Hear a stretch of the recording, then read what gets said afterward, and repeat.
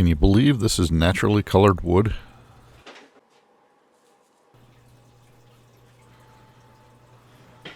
The red heart shavings came from the Christmas bowl I made, and the yellow heart shavings came from the rim of the purple heart and yellow heart combination I made.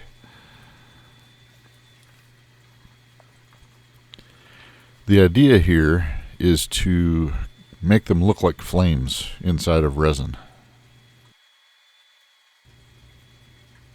This will end up being the dome for a tea light holder.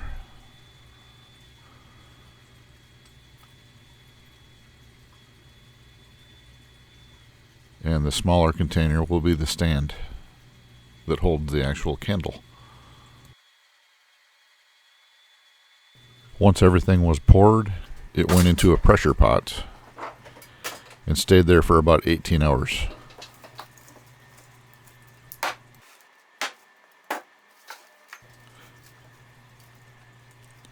Now, taking the second mold off was a little bit more difficult because it got deformed inside the pressure pot, which I kind of expected because it was just a plastic cup. But it came off in the end.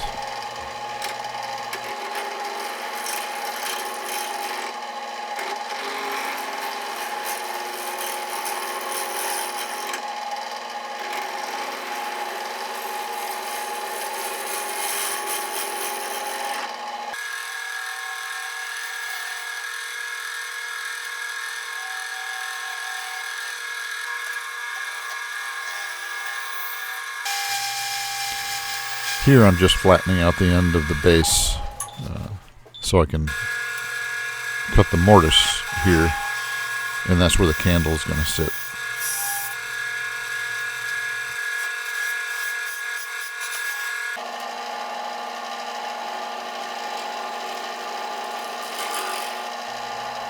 And here I've reverse mounted the base, and I'm working on the foot. Going to keep it nice and wide and kind of dome out the bottom.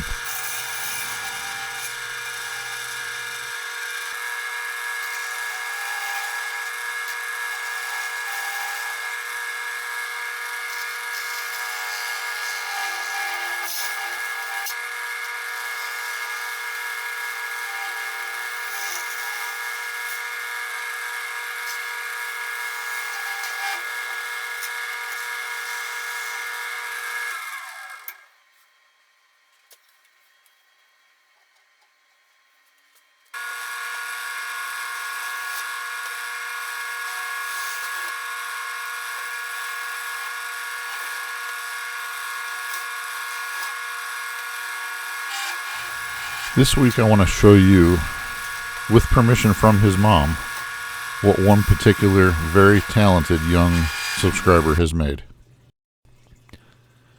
Evan Hoing made these beautiful bowls. Evan's only 12 years old and he's already doing work like this. Good job. Good job. I'm telling you, you're already inspirational. Thank you for sharing, Evan. There's quite a few of you that have sent pictures in via email, and I really appreciate it. And I promise you, we'll get to them. I just wanted to give Evan his own special stage today, because I'm really impressed with him.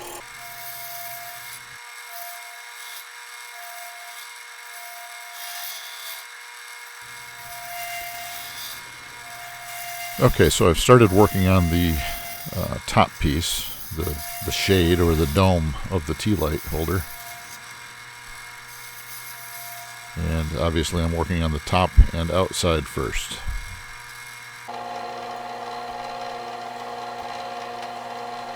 And here it looks like I'm cutting a mortise, but I'm actually just starting to hollow this thing out,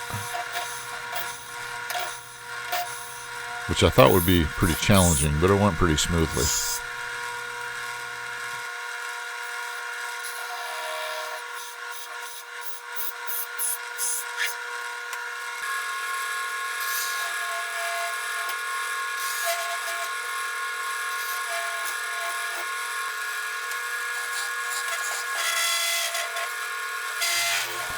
I went through a series of tools doing this. I used the 3/8 bowl gouge, and then I switched to the 5/8 bowl gouge. But what I ended up using and what worked the best was this multi-tip hollowing tool, which is not carbide tip, it's just high-speed steel. But this is a tool made by Sorby that I've had for a long time. I just don't break it out very often. And there's a good look at it, slow-mo.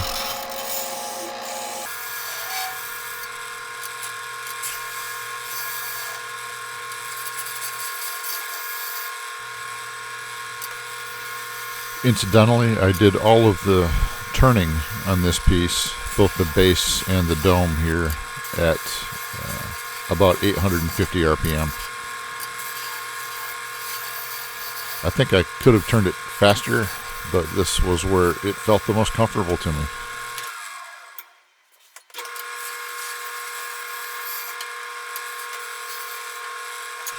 Okay, let's shine a little light on this. It's looking pretty good. I think it's starting to develop the flame look that I was going for, but the jury's still out. We'll see. We'll see.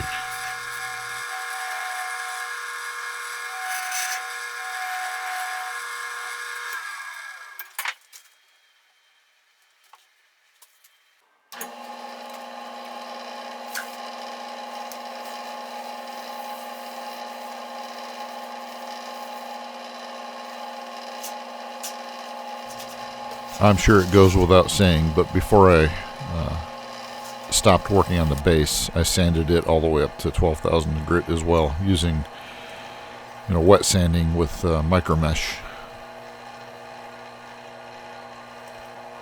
And I'm doing the same thing here to the dome, inside and out, before I flip it and work on the underside.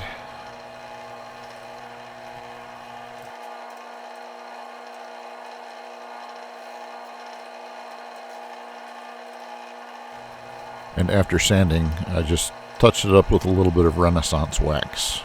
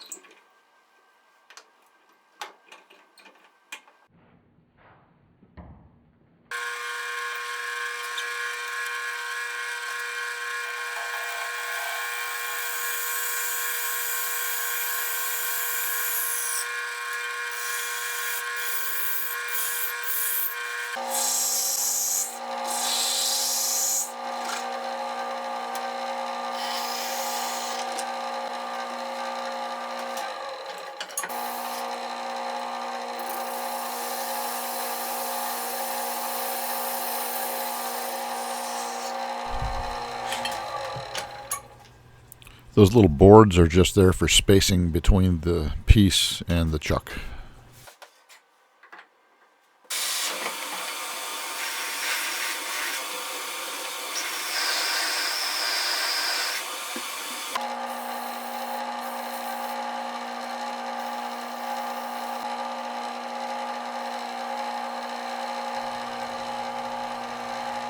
What I have written on the screen is very true, and I can't overstate it.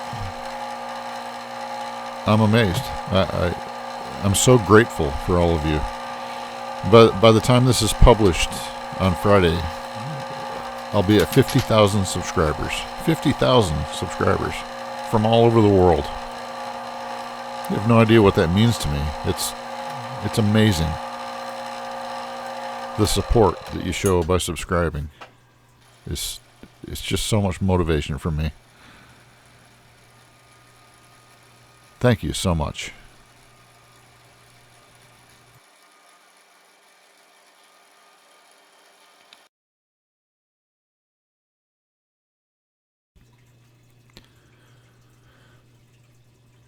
So what do you think? Do you see some fire in there? I think I can see some fire going on. The swirling reds and yellows and orange.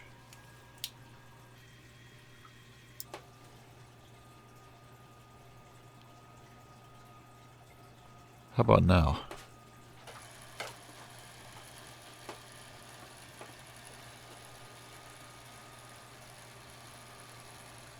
I'm pretty happy with this.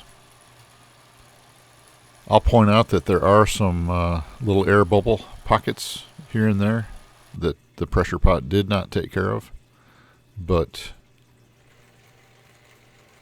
it's okay. It's all right. I'm pretty happy with this, like I said.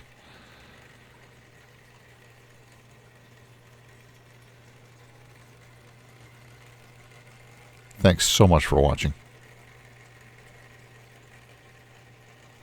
Semper Fi.